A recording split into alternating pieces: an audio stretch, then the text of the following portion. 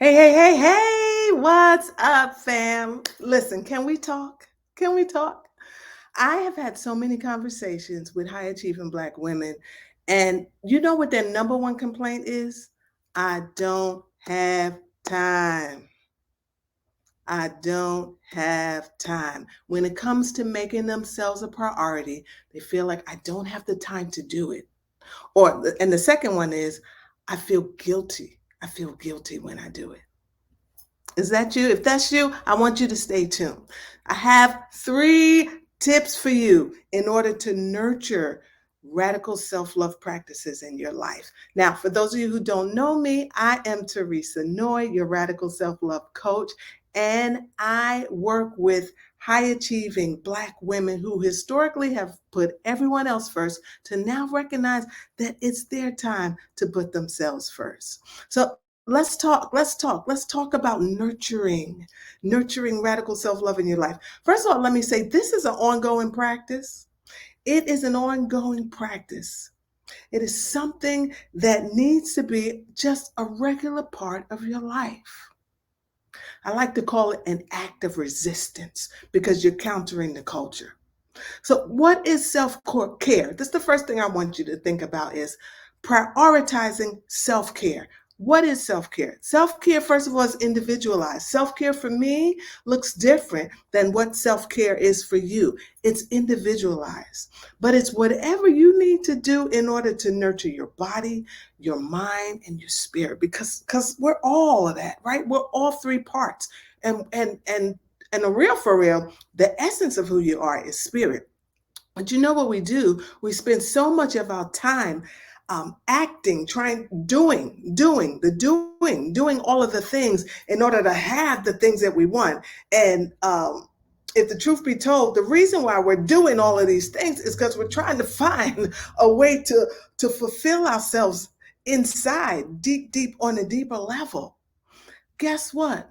The more that you do these things, and you don't take the time in order to nurture your body, your mind, and the spirit, you'll continue to get more of the same thing. You must make it a non negotiable. You must.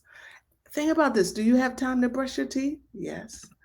Do you have time to take a shower? Yes. Do you have time to, what's the other one? Brush your teeth, take a shower, eat, right? You make time to do those things, right? Those are non negotiables. I want you to begin to consider self care is your non negotiable. Okay. So start with one little thing. What brings you joy? Ask yourself that question. What brings you joy? And then you can expand it to the bigger things, right? Sometimes we want to jump to the big thing and then we feel so overwhelmed like I don't have time to do that. But what can you do on an ongoing basis consistently? Maybe it's just taking a break in your day, 15 minutes, just to sit, breathe, go for a walk, have a cup of tea, reflect, take a dance break. What brings you joy? I used to have a sister circle at the beginning of each day with some of my colleagues. We would put on Cheryl Lynn to be real. And they would come in my office and we would just dance and sing. That's how we started off our day. What can you do? The one thing continually, consistently, that's an ongoing practice that nurtures your body, your mind, and your spirit. Okay? Prioritize your self care. Secondly, practice self compassion. So, listen, I had a client who said some things to herself that she would never say to anyone else. And she wouldn't dare say them out loud. But she was so mean to herself. How many of you mean to yourself? you know, so often we motivate ourselves in this way because we don't want to get lazy, we don't want to feel soft, we don't want to, we want to keep achieving. But this is what I want you to know. Love lifts you up. Love fuels you. Love doesn't make you feel bad. And the stuff that you say to yourself, you're saying that because that's what's been modeled to you. That's how you've been taught to achieve. But here's what I know to be true: we change best when we feel good. So change your conversation and practice self compassion. Be kind to yourself. Don't say anything to yourself that you wouldn't say to a close friend. Don't say anything to yourself that you wouldn't say to a small child. All right? Talk to yourself with love and compassion. Recognizing, guess what? Because you're human and you're doing the best that you can with what you have, with the wherever you are right now in your life. You're doing the best that you can. Practice self-compassion. Okay? All right.